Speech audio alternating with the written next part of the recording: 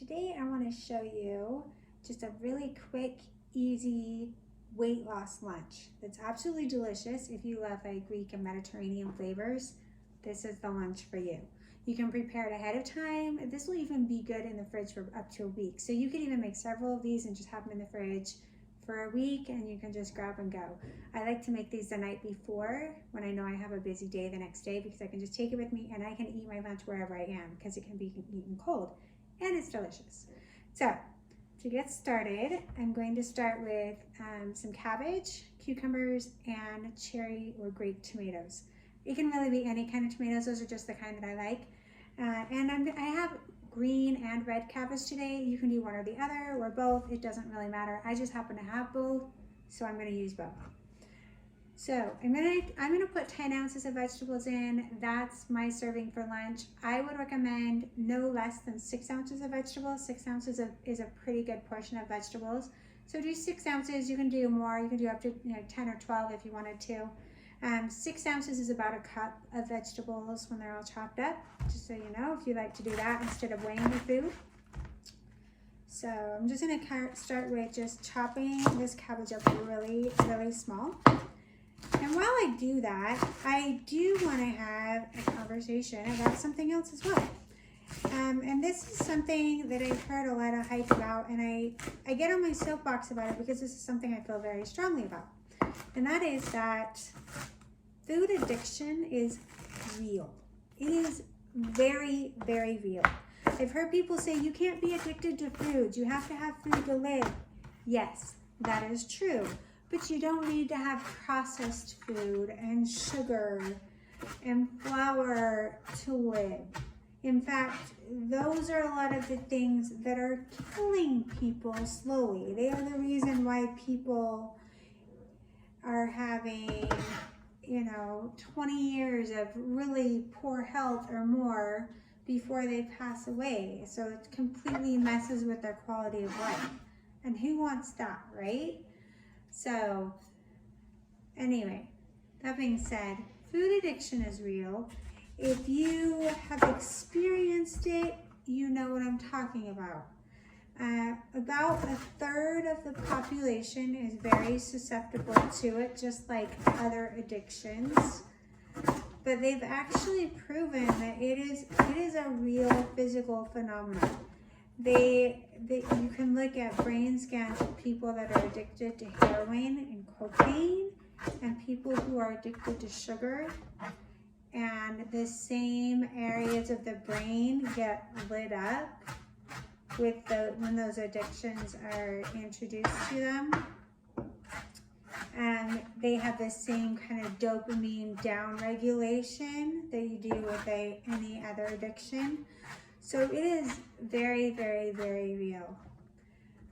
But the good thing about it is there are ways to overcome it. And for me, the biggest way has been to just stay away from sweeteners. And notice I'm not saying sugar, I say sweeteners, because all sweeteners, regardless of how natural they are or anything, they all give your brain that same kind of hit, if you will. And they just keep the addiction going. So it's better to just stay away from them. And it is hard at first, but it is very, very doable if you just give yourself time. And it's, like I said, it's hard at first, but once your taste buds get used to it, you start to realize that whole foods like fruits and vegetables and grains and legumes, they have these wonderful flavors all on their own, and you don't need to add all of the extra stuff to them. So, all right, I've got cabbage chopped up, and I'm gonna chop up a cucumber. This is my favorite way to slice up cucumbers. If you have a crinkle cutter, love these things.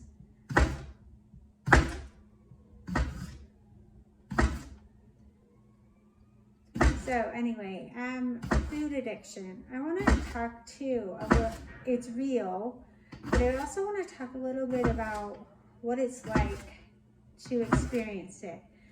And you know, if you relate to what I'm saying, you most likely have a food addiction. If you don't relate to what I'm saying and you think it sounds stupid and you think it sounds like people just need to like, you know, get some willpower and like just suck it up and eat what they should and, you know, control themselves, then you're not susceptible to a food addiction. Lucky you, you can just turn this off and not watch it, but it is very real. And when you have it, it's almost like it takes over your brain. So it's like you can't think about anything except the next thing that you're gonna eat. And it's usually something that's very high in sugar or fat or salt. You know, people are addicted to different kinds of processed foods, if you will. But that addiction does not happen with whole foods. So it's gonna always be processed foods that you're gonna be just thinking about constantly, and it makes it hard to get anything done. It means that you might make some kind of a treat or something for somebody else, and then before you can even give it to them, before they even see it, you've eaten the whole thing and you don't even know how it happened. It's almost like having this like out of body experience where it really very much feels like you are not in control. This thing literally takes over your brain, and then you start doing things that you would not normally do, and it's mortifying, it's humiliating, it's embarrassing, you know. And so I think for most people with food addiction, they hide it and they become like these closet eaters, you know, where you might eat normal in front of everybody else, but as soon as nobody's around and you try really hard to have lots of alone time, because you just want to feed that addiction, but you don't want anybody to know about it because it's very embarrassing. So anyway, that's a little bit about what it's like, what it feels like to have food addiction. I mean, it might even be like everybody's done with dinner and everybody but you has some leftover on their plate just because they got full, and you're full too, but you don't want to see that food get a waste, and it looks really good and it tasted really good, so you're going to finish off everybody else's plate while you're cleaning up the kitchen, right? You're going to volunteer to clean the kitchen so that you can eat everybody's leftovers. And then at the end of the night, you feel completely bloated and overstuffed and miserable, and you have stomach issues for the next 2 or 3 days. Like, that's the kind of thing that happens with food addiction.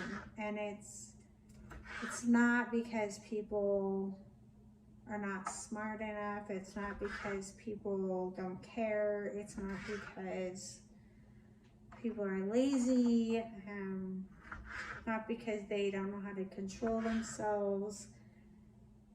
It's because it's a real addiction. So, like I said, you know, there's things that you can do to help yourself overcome it and to be healthy despite it.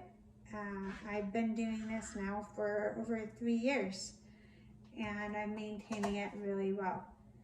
And this is a really big thing for me to talk about publicly too, because it's, like I said, it's something that's, I feel like it's embarrassing, you know, it really is. And it was a really hard thing for me to talk about for a long time, but I realized the more that I am vulnerable and the more I share with people, the more good I can help other people that are in the same situation. It's really painful. It's not a good place to be.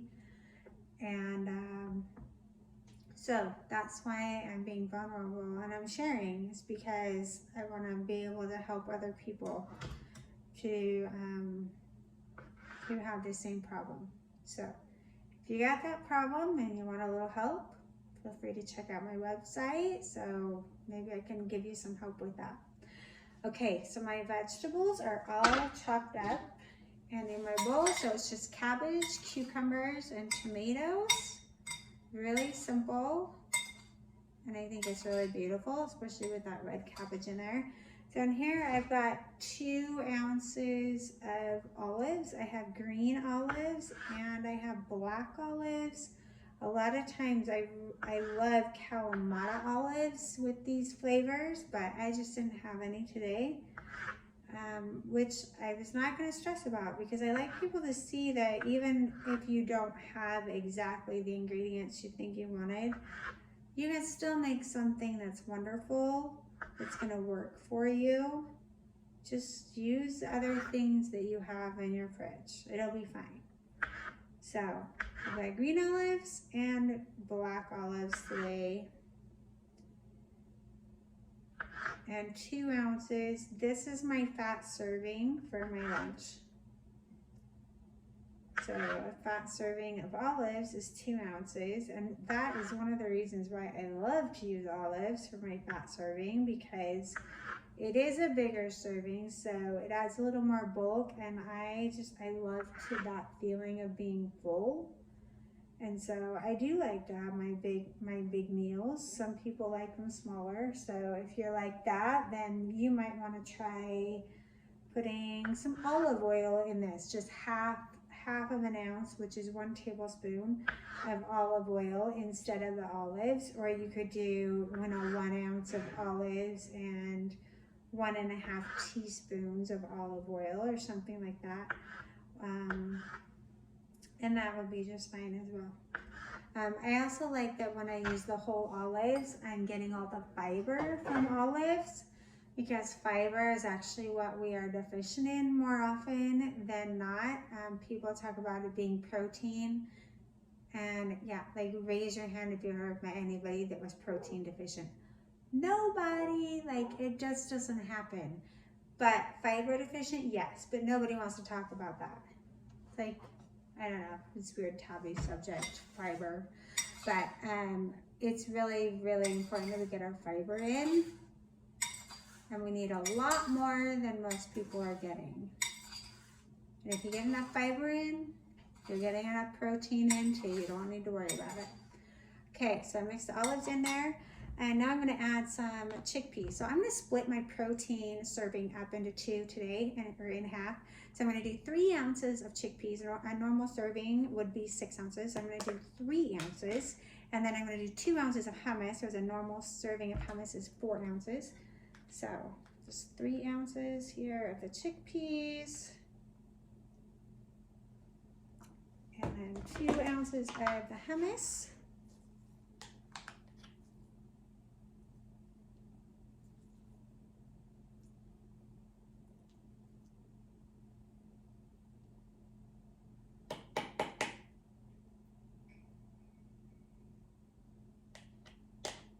All right, I'm just gonna mix this together, and you can just eat it just like that with just those things in it. I like to add just a little bit more flavor to it, and I have a Greek seasoning that I make and then I keep in my cupboard all the time that I really love.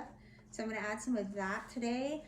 A Mediterranean spice mix would also be really good on this, but I'm doing the Greek today. That hummus just gives you a really nice creamy kind of dressing over all of the vegetables. It makes the vegetables so delicious. If you're one of those people that thinks you don't like vegetables, this might be a really good thing for you to try, because the vegetables just get completely covered in this delicious hummus. And you can do any flavor of hummus you want, it's totally fine. But there you go, there is my quick and easy weight loss lunch, and this is 1 serving. I get to eat all of this and a piece of fruit.